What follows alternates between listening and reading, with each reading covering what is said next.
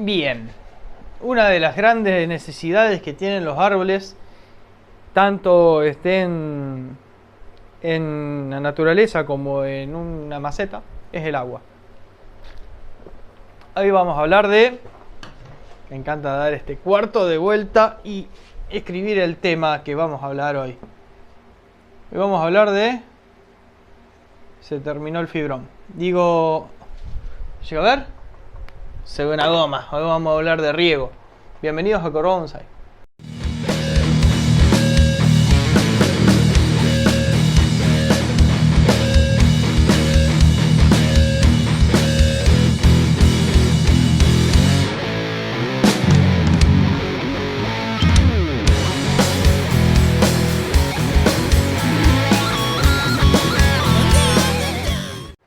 Hola a todos, bienvenidos a otro video de Corvo Bonsai desde la serie Introducción al Bonsai. Hoy vamos a hablar de riego en verde porque el negro se terminó y tengo que comprar.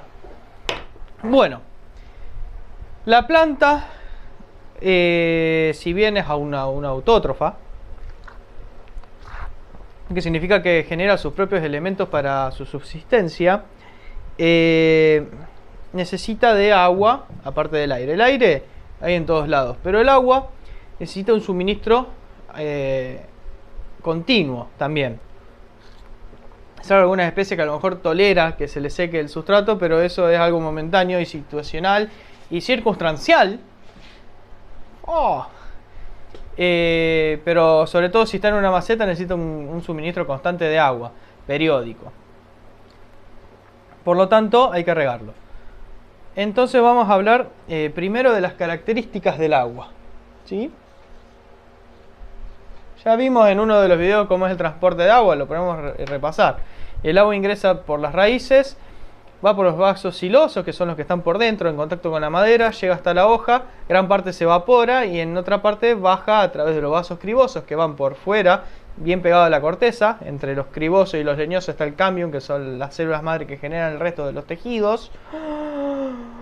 Y de esta manera, ya me perdí, se dan los movimientos de agua dentro de la planta, bien cortito. Si quieren más, vuelven y repasan el video anterior.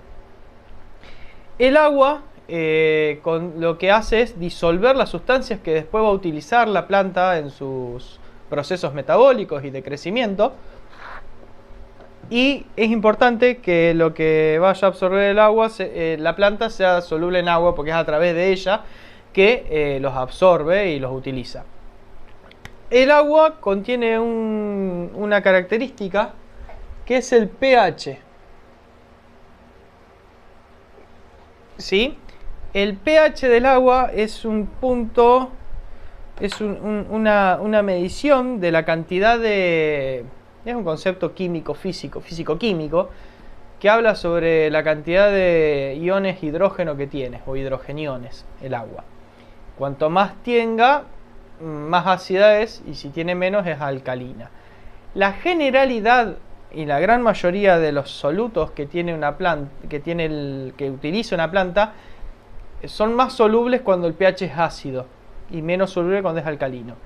Existen plantas que necesitan un pH bastante ácido, sobre todo los pinos y las azaleas, históricamente, seguramente debe haber alguno más.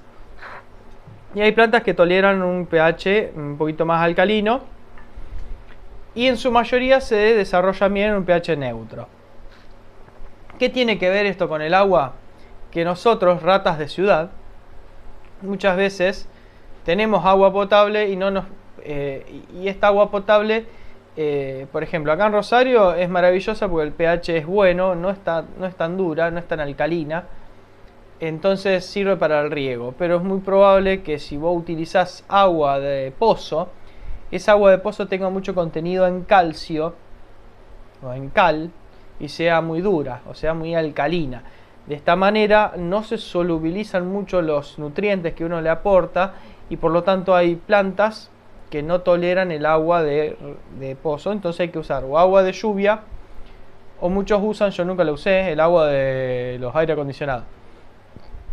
El agua con pH 7 le va a todos. Más ácida, no sé por qué será más ácida, Hay que ver si no está contaminada.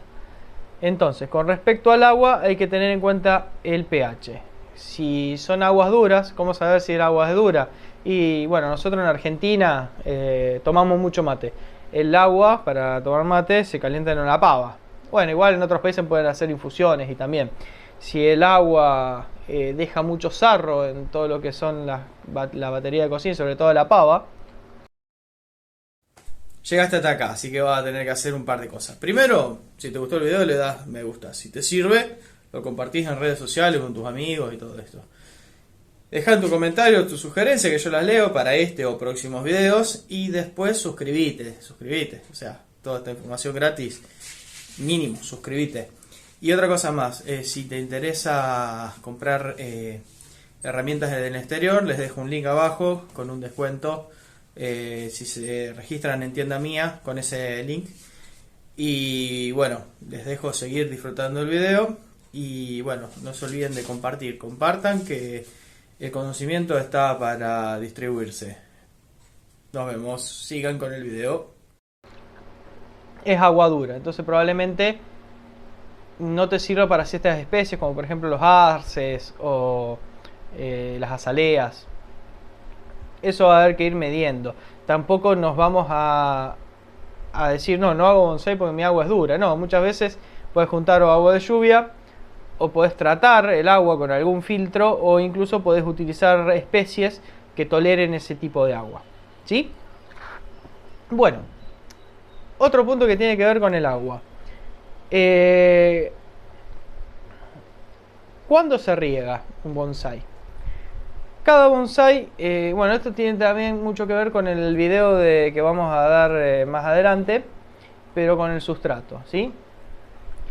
Hay árboles que toleran, muy pocos árboles toleran el sustrato anegado en agua. Uno de ellos es la fucsia magellanica, o aljaba, o chilco, todas las mismas especies, ¿no? ¿Vieron? Qué importante lo de los nombres científicos, porque la fucsia magellanica sabemos que es esa especie. Algunos la llaman como aljaba, que también es el nombre de otra especie en Europa. Otros la conocen como chilco, que se puede malinterpretar como chilca, que es otra especie. Entonces es importante conocer el nombre científico para estas cuestiones en las que uno menciona un árbol y no quiere que se confunda con cualquier otro. Otro también es el ciprés calvo, o ciprés de los pantanos, que es el Taxodium distichum. Estimo que el Taxodium macrognatum también tolera el anegamiento de raíces. Pero el resto de las plantas no. Por lo tanto, ¿por qué? Porque en la raíz, y seguramente ya debo haber largado el video que habla de putrefacción, la raíz absorbe agua, pero no necesita estar inmersa en el agua para absorberlo, solamente estar en contacto con una superficie húmeda. ¿Por qué? Porque la raíz, excepto estas contadas excepciones, absorbe oxígeno también, o sea, necesita oxígeno para hacer su metabolismo y liberar la energía que la hoja almacenó en el azúcar a partir de la luz. Entonces, para liberar esa energía, oxida el azúcar, ¿sí? Pero necesita oxígeno para oxidar. Si uno no lo anega con agua, no puede obtener ese oxígeno, o lo hace de manera que no es la suficiente, entonces se pudre, se muere, y la planta termina teniendo síntomas de como que se está secando, y en realidad porque no está absorbiendo agua, porque se murió su raíz, se intoxicó, se murió por exceso de agua. Bien, por lo tanto, eso depende también de especie en especie. Los espinos, por ejemplo, el pino lepensis tolera muy bien los sustratos secos, al igual que el ombú o el palo borracho, toleran bien los sustratos secos, ¿sí? Muchas veces hay algunos incluso que dicen que hay que regar los ombú cuando la hoja empieza a perder turgencia. Me parece que es demasiado, pero bueno, hay gente que cultiva así. Hay otras plantas que necesitan mucho agua, por ejemplo los ficus, por ejemplo, bueno, algunos prunus. Eso depende de cada especie. Básicamente, para no errarle con el riego, hay muchos que dicen que para regar hacen falta 3 años para aprender a regar, y que cada vez que vos cambies tu método de cultivo son 3 años más. Por lo tanto, con respecto a lo que es el agua, es algo que uno lo tiene que manejar sí o sí. No puede faltar el manejo del riego. ¿Cuándo regar? Hay muchas especies que hay que regar cuando empieza a secarse arriba, ¿sí? Yo creo que con eso no le van a errar, sobre todo si usan un sustrato bien drenante. Es difícil ahogarla a la planta, pero siempre hay que estar presente y consciente de regarlo mucho, porque cuando es muy drenante se seca antes. Cuando uno usa tierra es más complicado, porque a veces se seca arriba, abajo no, y entonces es mucho más fácil ahogarla a la planta que en realidad secarla. Entonces hay que estar ahí atento a la movida. Lo ideal es usar un sustrato bien drenante y regarlo quizás de más, que el exceso vaya por los agujeros de drenaje. Y perdemos a veces el problema de regar de más. Pero cuando estamos cultivando en tierra, muchas veces se seca la superficie, abajo sigue bastante húmedo y a veces se puede llegar a negar. Es importante que la maceta en la que nosotros cultivemos tenga grandes orificios de drenaje, para que el exceso de agua se vaya rápidamente y así también disminuir la posibilidad de anegar el sustrato. Hay un montón de mitos que tienen que ver con en qué momento del día regar. En realidad yo riego cuando puedo. Si son las 12 del mediodía y tengo que regar porque están secas las plantas, porque ya perdieron turgencia, yo por ejemplo tengo plantas marcadoras. Tengo unas frutillas en un extremo de mi patio y tengo una lantana cámara en el otro extremo. Cuando sus hojas pierden turgencia es que tengo que regar.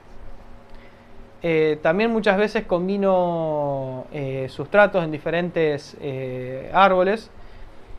Por ejemplo, pongo puzzolana más gruesa en algunos que sé que necesitan menos agua, y pongo a lo mejor compost y perlita en otros que necesitan más agua, de manera que riego todo parejo y el que en realidad necesita menos agua se seca antes.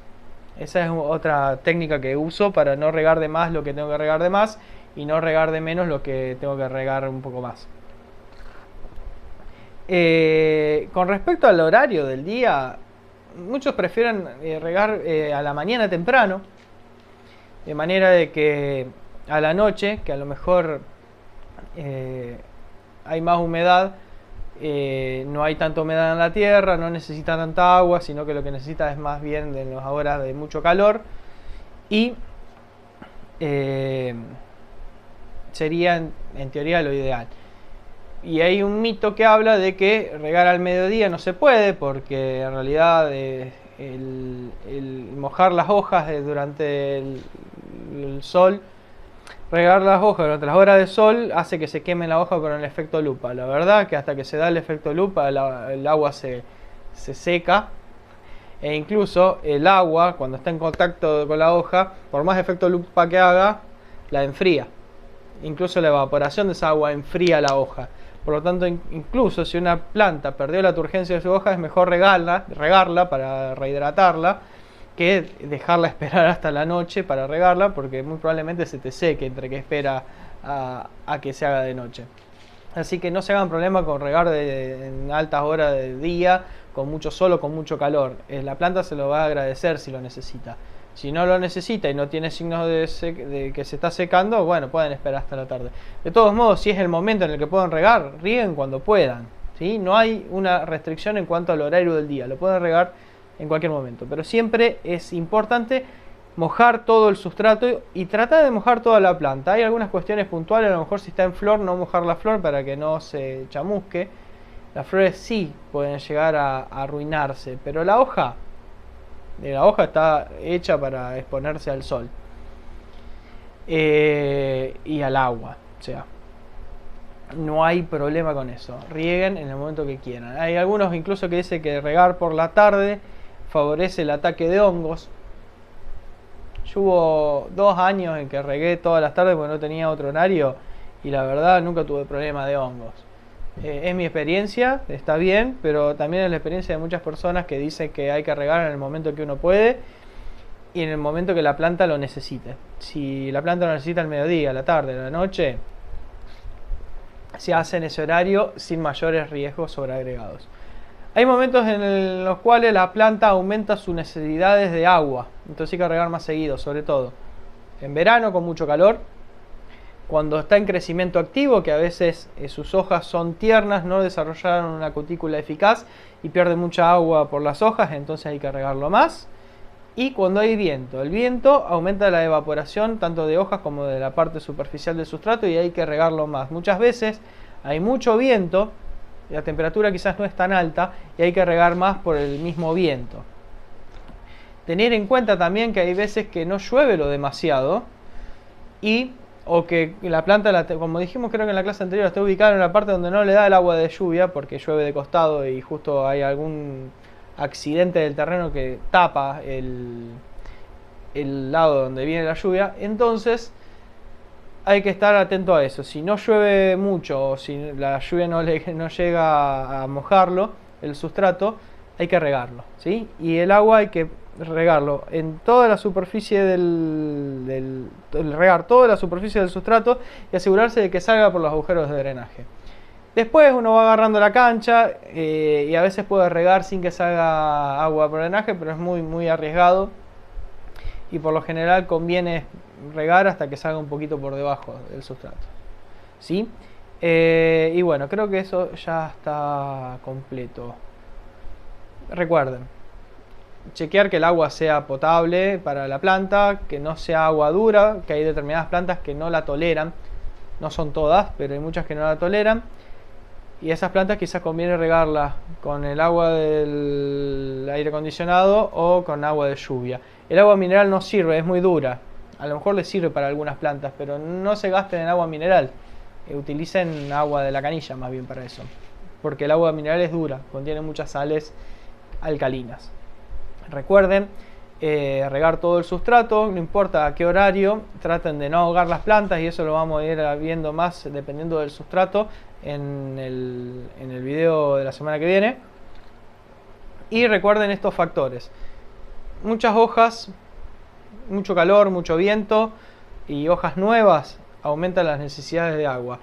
Bueno, hay situaciones que bajan la necesidad de agua, como que es el frío, que haya mucha humedad, que haya llovido, o a veces la defoliación. Cuando uno defolia una planta no tiene tanto requerimiento de agua, o en el invierno las plantas caducas no tienen necesidad mucha de regarlas. Incluso ustedes imagínense que hay plantas caducas que se venden a raíz desnuda, o sea, sin sustrato. O sea, el requerimiento de agua es nulo. Así que bueno, esto fue todo por hoy. Recuerden darle a like si les gustó el video, compartirlo si les sirvió con gente que ustedes piensen que les puede llegar a servir. Se suscriben si quieren ver más videos así. Los espero en los comentarios, los leo a todos para sugerencias. Y si se vuelven miembros del canal, es como un mimo al alma. Nos vemos en un próximo video. Pero antes de terminar con el video quería hacer una acotación importante. Para regar siempre es importante regar de arriba hacia abajo. ¿A qué me refiero?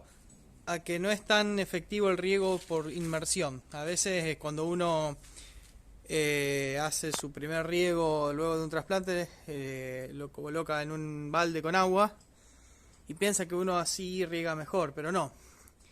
El suelo va ganando una estructura a medida que lo vamos regando que hace que filtre mejor el agua. Si uno coloca la maceta en un recipiente con agua y lo riega por inmersión, esa estructura va cambiando, entonces tarda en llegar a tener la estructura esa.